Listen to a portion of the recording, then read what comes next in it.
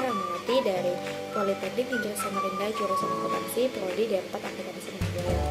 Nah, jadi di sini saya akan menjelaskan terkait topik selanjutnya, yaitu tetap menjadikan topik yang keempat, namun mungkin beberapa temanya ini adalah lanjutan dari topik yang keempat, yaitu di topik keempat ini akan membahas terkait manajemen berdasarkan aktivitas atau biasa disebut Activity Based Management atau ABM. Nah, di sini adalah kita akan membahas beberapa pokok bahasan. Yang pertama ini apa sih yang dimaksud dengan manajemen berdasarkan aktivitas, yang kedua ini dimensi biaya, yang ketiga adanya dimensi proses, dan yang terakhir adanya pengukuran kinerja. Jadi di sini saya akan membahas terlebih dahulu terkait manajemen berdasarkan aktivitas itu sendiri. Jadi bisa dilihat ya, manajemen berdasarkan aktivitas atau activity based management merupakan pendekatan terpadu dan menyeluruh yang membuat perhatian manajemen berpusat pada aktivitas yang dilakukan dengan tujuan meningkatkan nilai pelanggan dan laba yang diperoleh karena memberikan nilai tersebut. Jadi untuk manajemen untuk ABM sendiri ini merupakan pendekatan yang digunakan untuk beberapa aktivitas dengan tujuan meningkatkan nilai pelanggan dan laba yang diinginkan oleh perusahaan itu sendiri. Jadi dibutuhkan manajemen untuk melihat aktivitasnya itu seperti apa. Nah, kemudian pembahasan selanjutnya ini ada yang namanya dimensi biaya. Untuk dimensi biaya sendiri ini memberikan informasi mengenai sumber daya, aktivitas, produk dan pelanggan dan biaya-biaya lain yang diperlukan.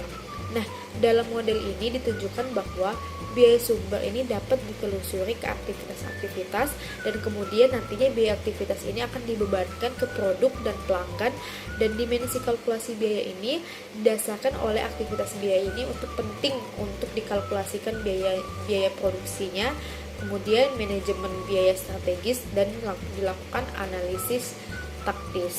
Nah, selanjutnya ada yang namanya dimensi proses. Untuk dimensi proses ini memberikan informasi terkait aktivitas apa saja sih yang mau dilakukan dan kenapa sih aktivitas itu harus dilakukan dan seberapa baik untuk itu dilakukan. Nah, dimensi ini dinilai memberikan kemampuan untuk melakukan dan mengukur perbaikan berkelanjutan.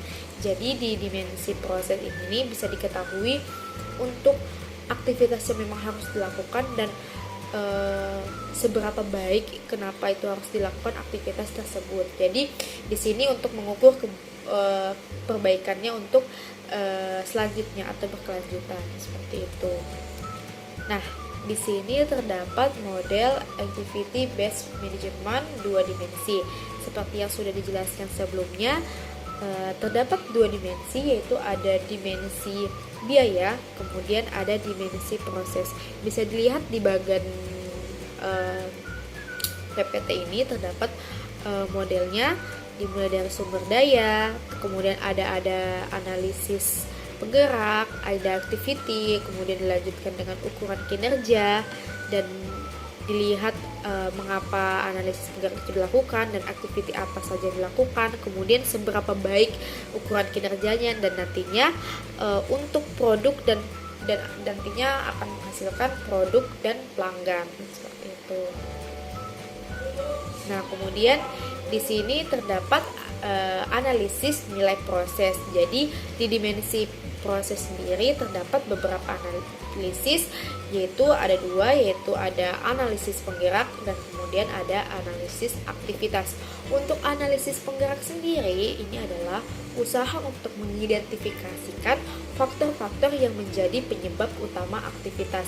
Jadi di sini diidentifikasikan faktor-faktor apa saja sih yang menjadikan penyebab dari utama aktivitas itu sendiri. Nah, misalkan suatu analisis ini memungkinkan pengungkapan penyebab utamanya dari biaya pemindahan bahan adalah tata letak pabrik. Nah, nanti setelah diketahui penyebabnya ternyata adalah tata letak pabrik, maka tindakan yang akan dilakukan seperti mengurangi biaya pemindahan bahan dilakukan dengan mengubah tata letak pabrik. Jadi tadi kan sudah diketahui bahwa penyebabnya ini ternyata tata letak pabrik. Nah, kemudian nanti akan dicarikan solusi, yaitu seperti mengurangi biaya itu. Kemudian ada analisis aktivitas. Untuk analisis aktivitas sendiri ini merupakan proses identifikasi, penjabaran, dan evaluasi aktivitas yang dilakukan oleh organisasi. Jadi di sini biasa untuk analisis aktivitas ini mencakup beberapa hal. Jadi intinya untuk analisis aktivitas ini merupakan proses yang ketika udah diidentifikasi, kemudian dijabarkan, dan nantinya aktivitas itu akan dievaluasi. Nah, ini adalah beberapa hal yang ada di analisis aktivitas, yaitu yang pertama ada aktivitas apa aja yang dilakukan, kemudian yang kedua berapa banyak orang yang melakukan aktivitas tersebut, dan yang ketiga waktu dan sumber daya yang diperlukan untuk melakukan aktivitas, kemudian yang keempat ini adalah menentukan nilai aktivitas bagi organisasi, kemudian nanti akan direkomendasikan dan nanti apakah aktivitas itu akan dipertahankan dan akan menjadikan aktivitas itu bernilai tambah. Jadi bisa dilihat untuk analisis aktivitas ini terdapat 4 hal penting. Nah, selanjutnya ada yang namanya aktivitas bernilai tambah dan ada juga yang namanya aktivitas tidak bernilai tambah.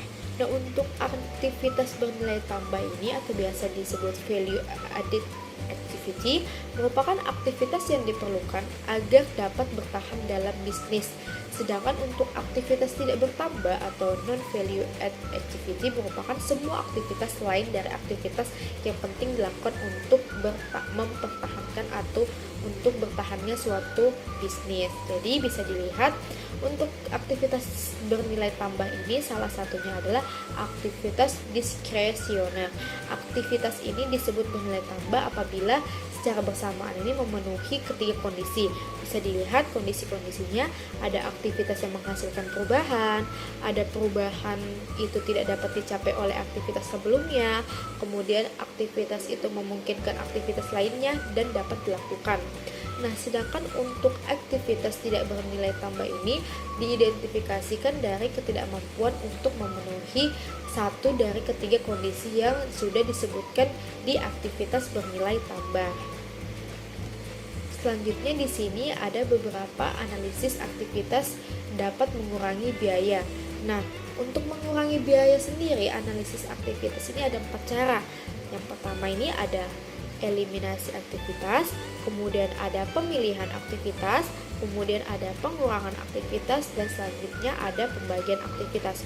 Untuk eliminasi aktivitas sendiri ini memfokuskan kepada aktivitas tidak bernilai tambah. Jadi dieliminasi untuk aktivitas yang tidak bernilai tambah mungkin dikesampingkan. Kemudian ada pemilihan aktivitas. Untuk pemilihan aktivitas ini merupakan memilih antara berbagai jenis aktivitas yang berasal dari strategi pesaing. Selanjutnya ada pengurangan aktivitas. Di pengurangan aktivitas sendiri ini, dia dapat menurunkan waktu dan sumber daya yang diperlukan oleh aktivitas. Selanjutnya ada yang namanya pembagian aktivitas. Untuk pembagian aktivitas ini, dia biasanya meningkatkan efisiensi dari aktivitas yang dilakukan dengan menggunakan skala ekonomis. Jadi dibagi-bagi, kemudian khususnya seperti kayak kuantitas dari penggerak biaya ditingkatkan tanpa meningkatkan total biaya aktivitas itu sendiri, seperti itu. Selanjutnya di sini ada yang namanya pengukuran kinerja. Jadi untuk pengukuran kinerja sendiri ini biasanya terbagi menjadi beberapa. Ada yang pertama yaitu ukuran kinerja ini dibagi menjadi 3 dimensi utama. Yang pertama ini ada efisiensi yang berfokus pada hubungan antara masukan aktivitas dan keluaran aktivitas. Kemudian ada kualitas, dia berhubungan dengan pelaksanaan aktivitas yang benar pada saat pertama dilakukan. Kemudian yang ketiga ada waktu, yaitu waktu yang lebih lama berarti lebih banyak konsumsi sumber daya dan kekurangmampuan untuk bereaksi terhadap permintaan pelanggan. Jadi bisa diingat ya, untuk ukuran kinerja aktivitas ini berpusat pada 3 dimensi utama. Ada efisiensi, kualitas, dan ada waktu.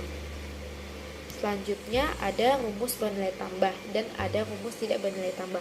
Untuk rumus bernilai tambah dan tidak bernilai tambah ini, untuk bernilai tambah sendiri yaitu rumusnya SQ dikali SP, dan untuk biaya tidak bernilai tambah rumusnya AQ dikurangi SQ, nantinya bakal dikali sama SP. Untuk SQ sendiri maksudnya adalah tingkat kualitas bernilai tambah untuk suatu aktivitas, sedangkan SP adalah harga standar per unit. Kemudian ada AQ adalah kuantitas aktual dari keluaran yang digunakan. Nah, sebagai contoh bisa dilihat di sini ada aktivitas, beberapa aktivitas penggerak, dan ada juga nilai SQ, AQ, dan SP-nya. Bisa dilihat contohnya untuk bangunan bahan.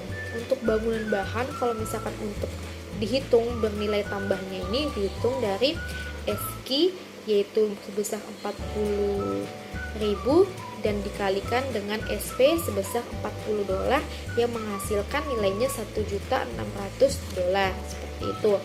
Kemudian untuk yang tidak bernilai tambah ini dilihat lagi, yaitu AQ dikurangin SQ, yaitu AQ-nya adalah 44.000 dikurangin SQ-nya adalah 40.000 sebesar 4.000, dan nantinya dikalikan $40 untuk SP dan hasilnya adalah $160.000.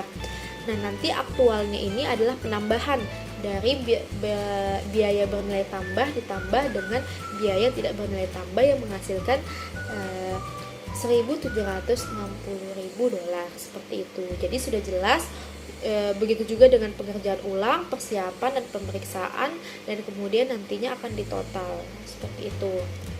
Kemudian ada ukuran keuangan bagi kinerja aktivitas. Untuk ukuran keuangan bagi kinerja aktivitas ini, dia lebih efisien menjadikan manajer mampu mengidentifikasikan nilai uang dari potensi perbaikan dan perbaikan yang akan dicapai. Nah, di sini ada beberapa contoh laporan dari ukuran keuangan bagi kinerja aktivitas.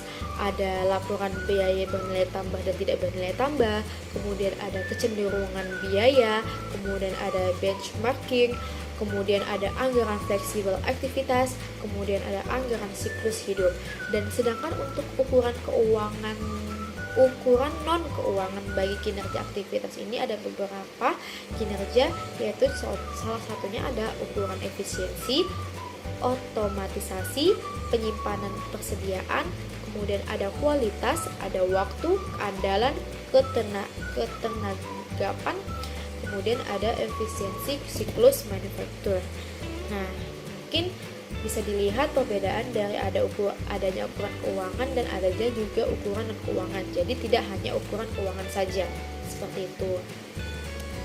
Nah, ya, jadi mungkin itu saja yang bisa saya sampaikan. Kurang lebihnya mohon dimaafkan. Wassalamualaikum warahmatullahi wabarakatuh, dan semoga bermanfaat.